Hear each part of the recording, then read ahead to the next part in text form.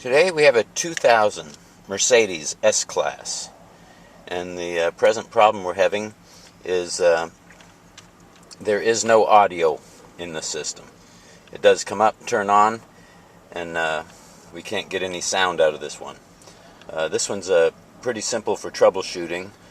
Usually no audio is a problem through fiber optics in the vehicle, and we're going to show you the location of all the equipment in this car so you can troubleshoot the fiber optics. We're going to move to the trunk. We all know the location of the CD changer in this vehicle and pull the carpet back. We're going to lift the piece of carpet up as well that covers the changer. This gives access to the amplifier, the CD changer, the amplifier, and the phone module here.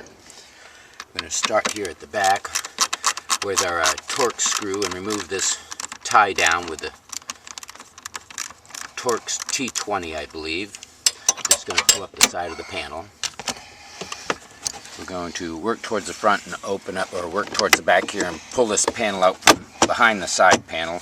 Bending the panel a little bit gives access. And then up here in the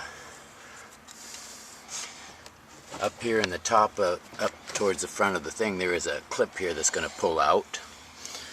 This clip is a two-piece, and you pry this center clip out, and this allows you to then pull the main clip out that anchors it in and pull that out as well. Now this is going to allow us to pull the side panel up and out of the front and back and out of the way. Now that we have this side panel off, we're going to remove one 8mm at the phone module, two on the CD changer mount here along the rail, and then two more that are towards the back here with this metal screw, one here towards the back and one towards the front here as well. Now with all these screws out, we can remove the phone module, and we can pull this back towards the back of the car to release it over the front screw, and then pull it up and out of the pocket. This is going to give us access to the phone module that is on the bottom, the tele-aid, which should be this, the SOS, along with the CD changer and the Bose amplifier. Now all these have fiber optics. The fiber optics is the yellow wiring here that looks like yellow wire. And what we're going to do is we're going to remove each module.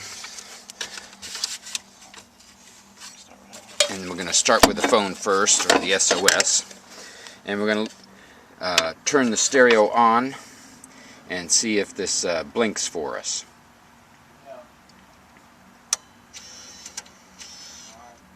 And we are on, and there is no blink coming from this module, which usually tells us, because this is breaking the fiber optic loop, that we're not going to have any audio at all here.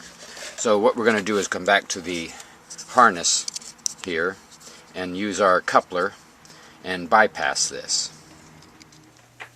This portion of the video is to help you troubleshoot the no audio. We've hopefully helped you in locating all the pieces in your vehicle as to what pieces are in the loop and where they're located and access to them. You can find all this information and help with removal on our website at carstereohelp.com. But fiber optics normally comes two styles, although there is a newer style. Mainly we have the 90-degree connector with the red and white transmitter and receiver, or we have the straight fiber optic coupler. These are all removed from the unit. You can check these and check the unit to make sure the unit's blinking when you turn the car stereo on and off. But we're going to use the fiber optic coupler here. The part number for this fiber optic coupler is right here, and you will need one of these from the dealership in order to troubleshoot this system. You can bypass any piece in this system other than the radio and the amplifier. Bypassing either one of those will give no audio. But to access these connectors, once you remove them from whichever piece of equipment you're presently trying to troubleshoot, there is a little tab here on the back that we can squeeze in and lift up this back piece, put a little crack in the connector here to get our flathead screwdriver in to pry this apart. and this will give us our two fiber optic ends. Now we're going to take our fiber optic coupler with a flathead screwdriver. We're going to lift one end, and we're going to do the same with the opposite end. Now the fiber optic connectors here on the end, they are keyed. There's a little key on one side for the red one and on the opposite side for the white one. So they fit these connectors only one way. So once it goes into the connector, it's going to move all the way forward. And then once it moves in, you click the metal piece down. This locks it in place. We're going to put the opposite fiber optic coupler in the opposite end of the coupler here. Once it goes all the way in, we're going to also lock that down. Now this will bypass whatever equipment you just removed this fiber optic end from. This will allow you to turn the stereo on and off, test for audio and so on. If the audio does not come back, then you disconnect this and move on to the next connector. Again, when you go to put these connectors back together, we're going to lift the tabs to remove the fiber optic couplers, and with the keys on these, they only fit back into one specific spot here. Once you fit it back into the spot, you do the same with the opposite cable, and run your cables through.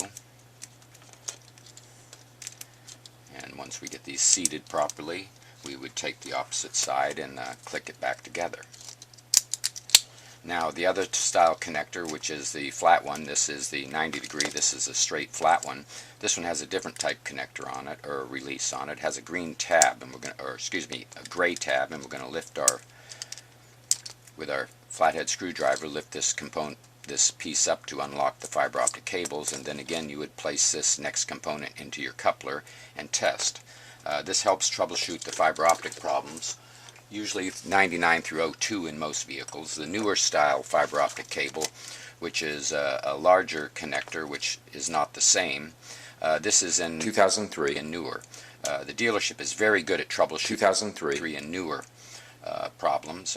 Again, most of this information is on our website at carstereohelp.com. Please look there before calling with any questions.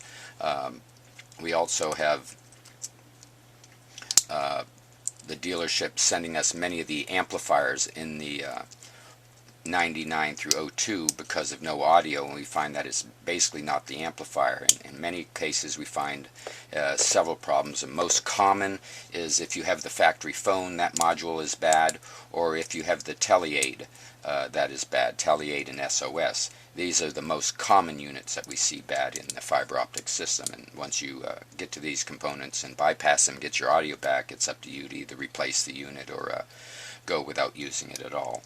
Hope this video has been helpful. See all our website videos for fiber optic troubleshooting of no audio at carstereohelp.com, and thank you for watching.